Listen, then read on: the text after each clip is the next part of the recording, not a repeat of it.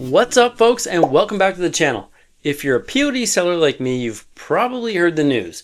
As of February 1st, 2025, new tariffs have been slapped on imports from Canada, Mexico, and China for everything going to the United States. This is a big deal for our industry, and it's going to impact your business in ways you need to prepare for. In this video, I'm going to break down the potential short-term impacts of these tariffs, what you can expect in the next 6 to 12 months, and most importantly, what you can do about it. So let's dive in. First up, let's talk about cost increases. The new tariffs include a 25% levy on goods from Canada and Mexico, plus an extra 10% on Chinese imports. Here's the thing though. Even though your POD company might be based in the US or Canada, they're likely sourcing their blanks like t-shirts, mugs, or phone cases from overseas. That means their costs are going to go up, and those costs will trickle down to you. So here's a likely scenario. Your POD provider will either raise their prices or they'll absorb the costs and reduce their profit margins, the latter of which is probably unlikely.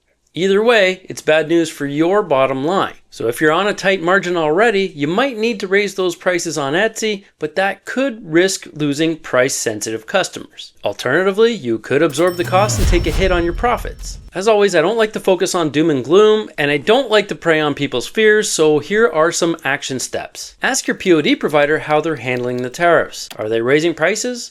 Are they planning to? Are they switching suppliers? Get the details so you can plan accordingly. You can ask in the Printify or Printful Facebook groups. Most POD companies out there have Facebook groups that you can ask all those kinds of questions in. I know Printify and Printful both have really big groups with really big followers, so you can get a lot of detail from their admins who are really quite active and really helpful. You can also compare providers. Some companies may have already diversified their supply chains or found ways to kind of mitigate cost increases. Shop around to see if switching providers could save you some money. Adjust your pricing strategy. If you need to raise prices, do it gradually and communicate the change to your customers. Highlight the quality and uniqueness of the products to justify the increase. This is where if you're first to the game or bringing some kind of unique value in terms of your offering can make a really big difference. Explore local suppliers. So if you're using a POD company that allows you to supply your own blanks, look for local or non-tariff affected suppliers to reduce costs. Next, let's talk about shipping delays and logistics costs. Tariffs don't just affect the cost of goods, they disrupt the entire supply chain. Even if your POD company is based in the US or Canada,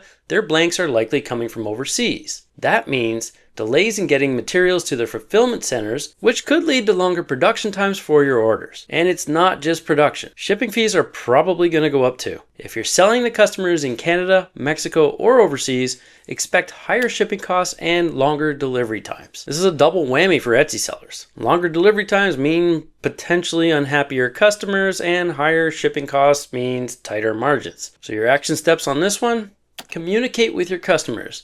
Be upfront about potential delays, update your shop policies and product descriptions to set realistic expectations. Offer shipping upgrades. I do this and people pay $20 to $30 to ship a shirt all the time. If customers are willing to pay for faster shipping, give them the option. This can offset some of the delays and, still leave enough room for you to make some good money. Switch to regional fulfillment. So if your POD provider has multiple fulfillment centers, choose one closer to your target market or the target address to reduce the shipping times and shipping costs for that particular order. I have an entire video about this that I'll link up there somewhere. And if shipping costs tend to be a little bit on the higher end, you could factor shipping costs into your pricing. So instead of a $7 shipping fee, you could reduce it to $5 and then raise your actual product price by the $2.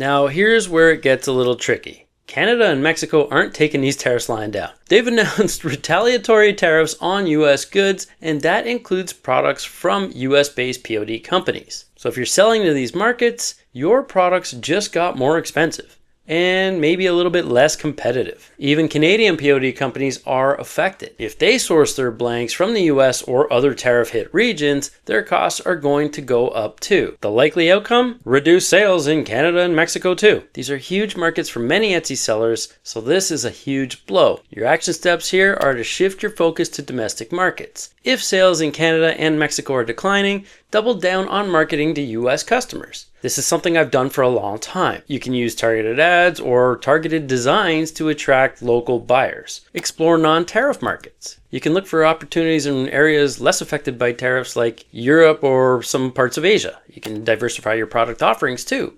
If your niche is struggling in these markets, you could consider expanding into new product categories that are hopefully less impacted by the tariffs. Negotiating with your POD provider is not off the table either. Some companies offer, some kind of discounts or incentive to help you stay competitive in these markets. So it never hurts to ask. And finally, let's talk about inflation and consumer behavior. These tariffs are going to contribute to rising prices in the US and Canada, and that means less disposable income for your customers. When budgets tighten, discretionary spending like custom POD products is often the first to go. We saw it through the pandemic. So what do I think is what you can expect? A temporary dip in sales for non-essential items. But don't lose hope. Consumers still want to buy. They're just looking for value. So your action steps here are try offering discounts and bundles. You can create value-driven promotions to attract more frugal or budget-conscious shoppers. For example, you could bundle 2 or more products for the price of 1, or incentivize larger orders by offering free shipping or something like that. Highlight your unique selling points too. Emphasize the quality, customization, and emotional appeal of your products to stand out from competitors. Remember that customers aren't buying just a t-shirt, they're buying the emotion. So tug on those heartstrings whenever you can, and all of a sudden the price doesn't seem to matter anymore.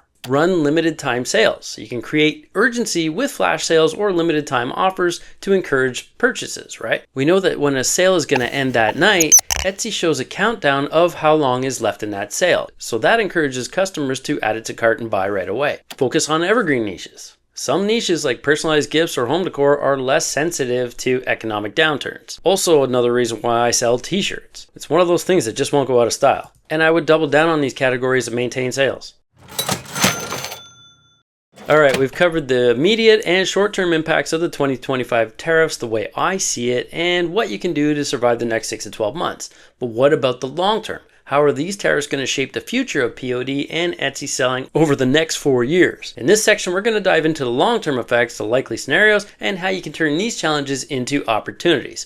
First up, let's talk about supply chain diversification. Over the next few years, these tariffs could force businesses, including your POD providers, to rethink their supply chains. Many US and Canadian companies already source their blanks from overseas, but that's going to have to change. Here's what I think is a likely scenario. POD companies are going to increasingly be turning to local or non-tariff affected suppliers for their blanks and or materials. This could mean more blanks being sourced from within the US or Canada or other regions like Europe and Southeast Asia. That also means products being made at higher wages, so the costs are still going to go up. Your action steps: stay informed about your POD provider supply chain. Ask them if they're planning to diversify their suppliers or how it might affect your costs. I'd consider switching from your POD provider to a company that has several printers under their umbrella. We already know from the pandemic times that some companies adapt faster than others, so shop around. Explore your local printing options too. If your POD provider's costs rise too much, consider investing in your own equipment or partnering with a local printer. There's all kinds of ways you can do this. You can also build relationships with multiple POD providers. Diversifying your own supply chain can protect you from future disruptions too. Now let's talk about the shift towards domestic market. With higher costs and barriers to international trade, POD sellers and the companies they rely on will have to focus more on domestic markets. Here's what I think is a likely scenario. US-based sellers will prioritize marketing to US customers, while Canadian sellers are probably going to do the same in their region. This means increased competition in domestic markets, but also opportunities for hyper-localized marketing and more niche targeting. But here's the silver lining for non-US sellers. So just because you're outside of the US doesn't mean you can't fulfill from within the US. Like with Printify, for example, there's Monster Digital, there's Swift POD. Platforms like those have multiple printers under their umbrellas, many of which are located in the US, which means you can fulfill orders domestically for US customers, which also helps to avoid cross-border tariffs and keeping shipping costs low, not to mention delivery times. Your action steps: double down on US marketing. Use targeted ads, make targeted designs, local SEO, and social media to attract US customers. Leverage US-based fulfillment. If you're using Printify or Printful, you can use US-based printer for your US orders to avoid the tariffs and reduce the shipping times. Make sure to highlight the fast shipping too in your slide, in your product photos, and your marketing. Promote your US fulfillment as a selling point to attract customers who want quick delivery. Explore niche markets. Look for underserved niches in the US like regional pride or local sports teams or seasonal trends.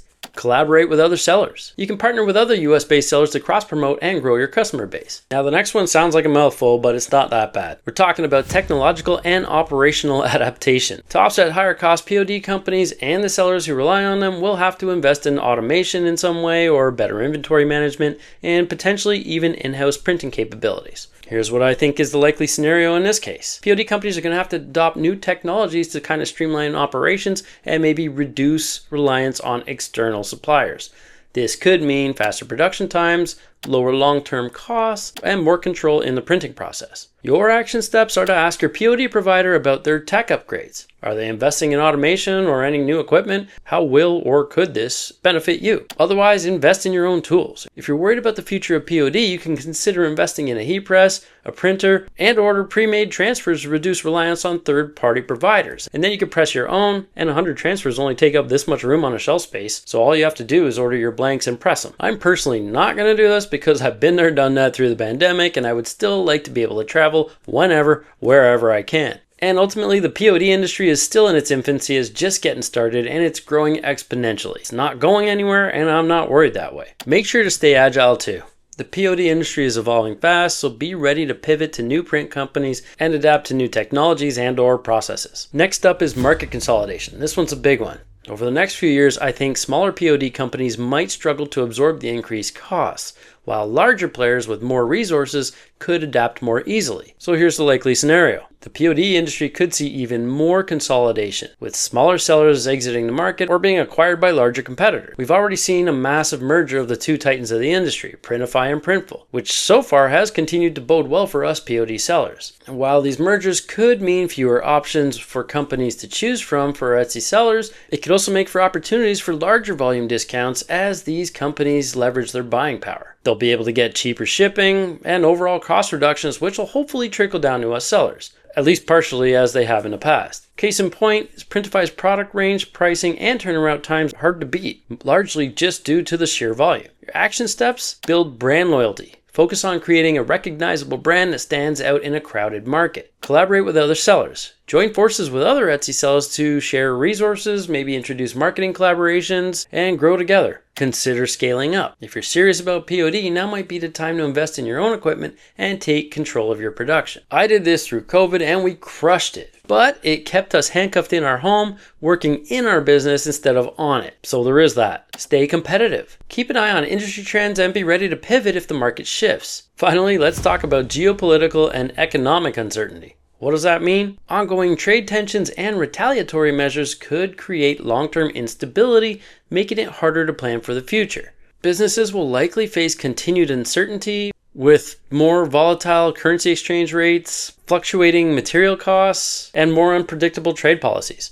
This could lead to a shift towards digital products or services less affected by tariffs. Your action steps: diversify your income streams. Consider adding digital products like printables or design templates to your Etsy shop. There's many people out there right now offering canvas prints, but then the top line of their size option shows a digital file.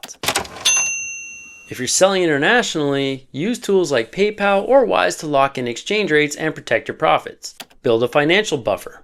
Save part of your profits for a little bit of a cushion in case there's a little bit more instability. You might need that emergency fund for a rainy day, or it'll give you an opportunity to invest in something in the future if something comes your way. Stay informed. Keep up with global trade news and adjust your strategy as needed. I know it kind of sucks to have to do that, but it's seeming like it's going to have to be a necessity going forward. So with the short-term and long-term impacts kind of out of the way, let's get to the actionable steps that you can take to protect and grow your POD business. Whether you're a Shopify seller or an Etsy POD seller using platforms like Printify or Printful, these strategies should help you stay ahead of the curve. But before we jump in, I want to let you all know that my Inner Circle membership is reopening for a limited time at the end of February. It's bang for buck the best and most supportive community of PODers, old and new, and it's largely design and mindset based with me, a 20-year graphic designer and 12-year POD seller with over 3.5 million in t-shirt sales on Etsy and Amazon at the helm. You get a minimum of one live coaching call per week, plus a ton of resources and training. Literally everything you need to get started, hit the ground running, or take your business to the next level. I'll leave a testimonial at the end of this video so you don't have to take my word for it. Alright, so let's talk about the actionable steps for us POD sellers in the face of this craziness. First, diversify your suppliers. If your POD provider sources blanks from tariff affected areas, their costs are going to go up. And so are yours. Ask your POD provider if they're switching to or already have any non-tariff suppliers. Most printers outside of North America fall into that category, but if you're not sure, just ask them. You can compare providers to find one with lower costs or a more steady supply chain. If you're using a platform like Printify or Printful, explore the regional printers to avoid the tariffs and try to fulfill orders from within the recipient's home country. You can also connect Printify and Printful to your shop so you can pivot if you need to. In either case, all you have to do is connect your Etsy shop and let the orders come into your other orders tab in Printify or into your all tab in Printful. Keep your settings to fulfill manually and they'll just sit there. They won't get printed unless you complete the order, so there's no risk of having duplicate orders going out from both printers. And they can just sit there forever. Diversifying your suppliers ensures that you're not going to be stuck with inventory shortages or delays. I've been there and that sucks. Which, if you have watched any of my videos, you've absolutely heard me say to have backups for your backups. Number 2, optimize your pricing strategy. This is something I say all the time. You probably need to raise your prices. With higher costs, you're going to need to balance profitability and customer demand. Your action steps: gradually increase prices to avoid shocking your customers, but make sure you highlight the value of your products. Custom designs, premium quality, or fast shipping. Offer bundles or discounts to make higher prices more appealing. Monitor competitors to ensure your pricing stays competitive. A smart pricing strategy ultimately keeps profits healthy without losing any customers. Third, focus on domestic markets. With tariffs making international sales more expensive, it's time to double down on local customers. The action steps: use targeted ads and local SEO to attract customers in specific regions. If you're outside the US, leverage US-based fulfillment through Printify or Printful to tap into the US market. Highlight the fast domestic shipping as a selling point. You can explore niche markets in your region like tourist hotspots or local sports teams, or anything unique to the area or something that somebody would have purchased as a memento if they were a tourist visiting. Domestic markets could very well be your best bet for steady growth in a tariff-heavy world. Alright, that's your action plan. So diversify suppliers, optimize pricing, focus on domestic markets, collaborate with others, and maybe consider digital products that need zero fulfillment. These steps will help you not just survive, but thrive in the face of a looming 2025 tariff war. Hope it doesn't happen, but it looks like it's already started. If you found this video helpful, don't forget to like and subscribe for more tips on growing your POD business. And if you have questions or your own strategies to share, please drop a comment below. I'd love to hear your thoughts on this stuff. Let's build a stronger POD community together, and we'll see you in the next one. One of my biggest wins in Jay's group so far has been a design that I submitted for the hot seat review. Jay went over it and made suggestions and improvements. I resubmitted it into my shop and I've sold over 40 t-shirts, 20 tote bags and about 10 mugs.